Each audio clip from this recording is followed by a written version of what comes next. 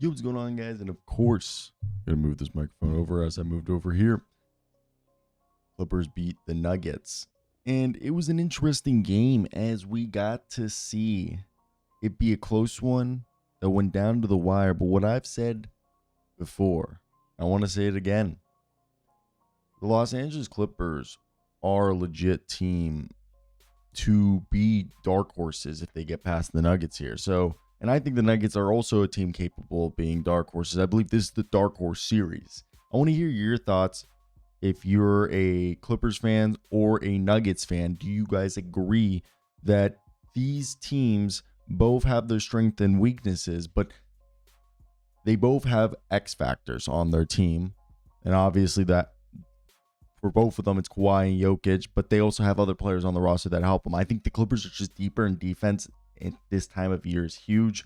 You can just see here where if you're going into a game where you're going to go toe-to-toe in a three-point shootout or really just going to have to put up points, the Clippers are able to do it. And that is something that earlier in the year I felt they weren't able to do so. And granted, that was because they didn't have Kawhi there. But as the season has gone on, they've gone better offensively, and they're already one of the top teams defensively.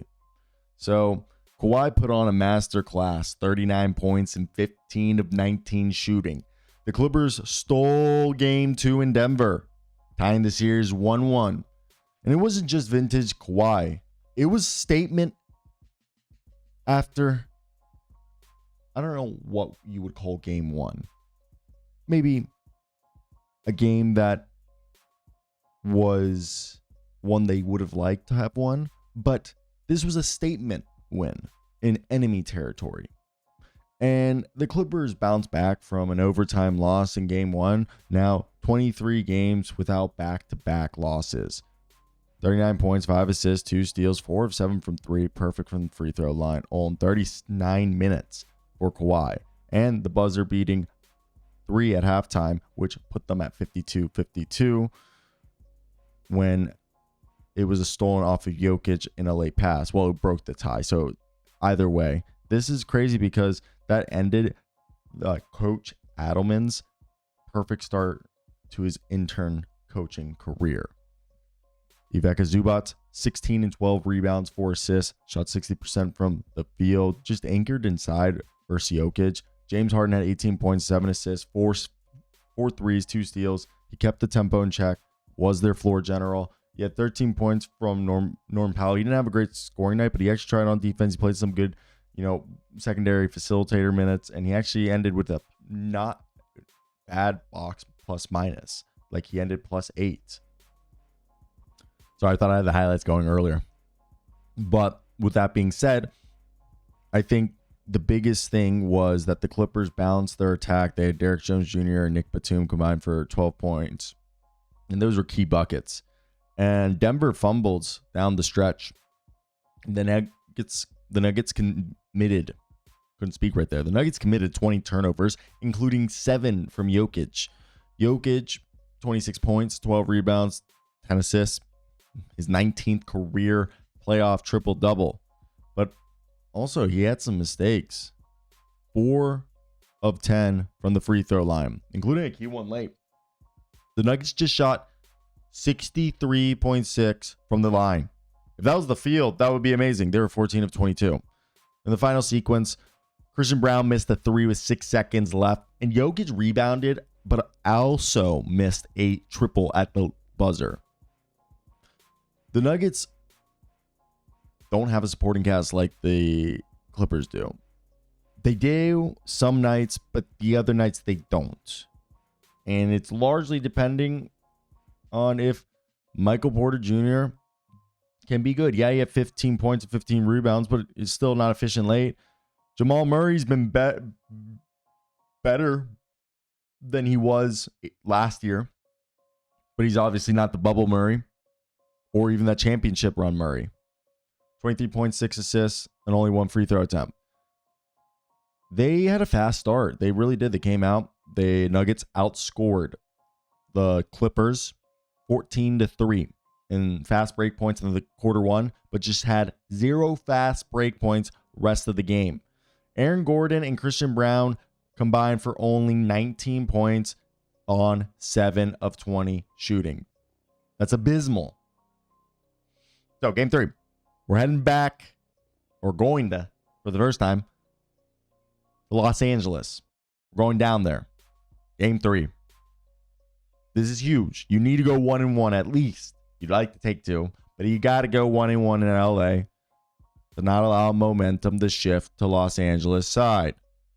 The Clippers, they showed their poise, toughness, and defensive pressure that flustered Denver late.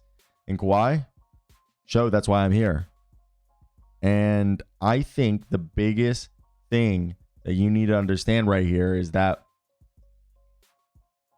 this is a team that has all the pieces you want to see. I mean, I said it before. They're going to stop you from being able to score the way you want to.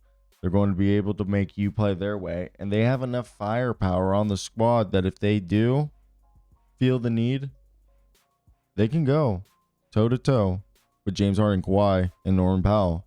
Sprinkle in a little bit of Zubats and either Derek Jones Jr. one night or Bogdan or Chris Dunn. And the crazy thing is, Ben Simmons doesn't even play that much. He's like end of the bench type. So let me know if Kawhi's performance was the best of the playoffs so far.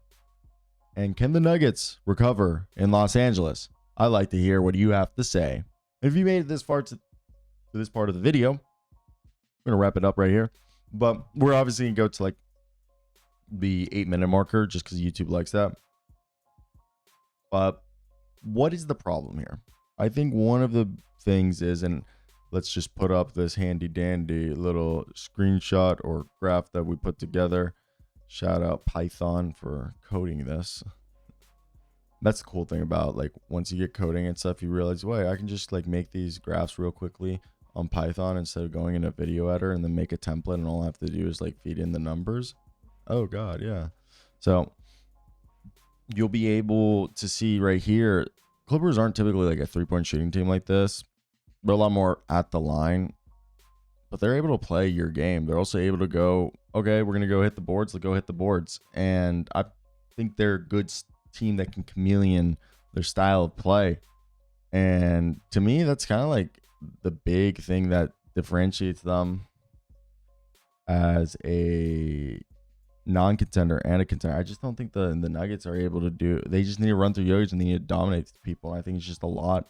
It's kind of like the Cavs with LeBron James, and I think that's a hard recipe to follow because that's just not going to lead to good structural wins. And I think this is kind of going where we already saw the cracks form, that Michael Malone was not happy with the roster. And I think Nikola Jokic, a way more patient, or at least he's not going to say it outwardly like Michael Malone is probably not happy that he has to do all this every night. I mean, he's fine doing the work, but he feels like probably be a lot easier if I had some help. And seeing a Clippers team that was actually constructed pretty smartly, probably kind of like, why can't I have this? So, I want your thoughts.